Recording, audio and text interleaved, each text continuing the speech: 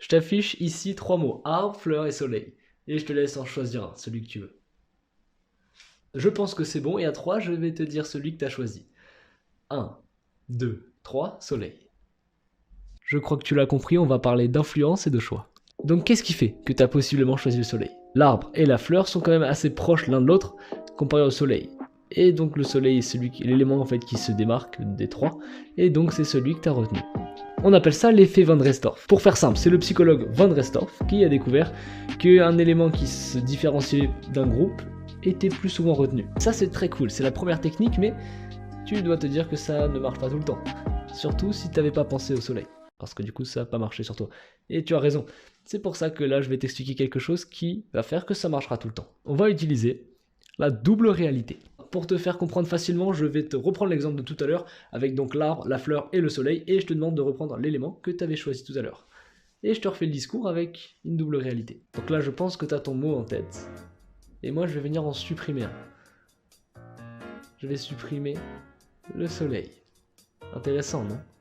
Il ne reste plus que 2 mots, donc. Et maintenant, dans ces 2 mots, tu vas en choisir un. Tu en as peut-être déjà un d'ailleurs en tête, du coup. Mais je te laisse en choisir un autre si tu veux ou pas, tu fais comme tu veux. Mais maintenant, tu dois avoir fait ton choix. Ok. Là, c'est très intéressant parce que tu as dû te dire que la fleur, c'était trop simple et donc tu as décidé de prendre un arbre.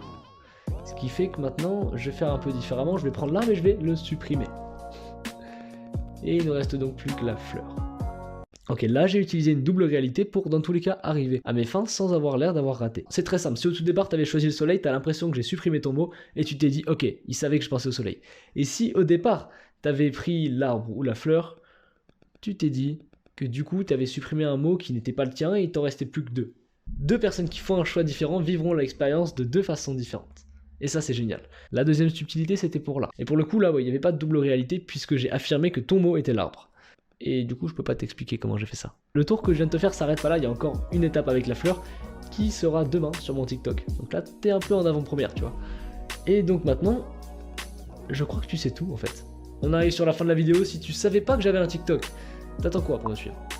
On est déjà bientôt 100 000. Ça va pas la tête? C'est allé beaucoup trop vite, mais je vous remercie en tout cas si vous venez de TikTok. C'était Charlie Head, ciao.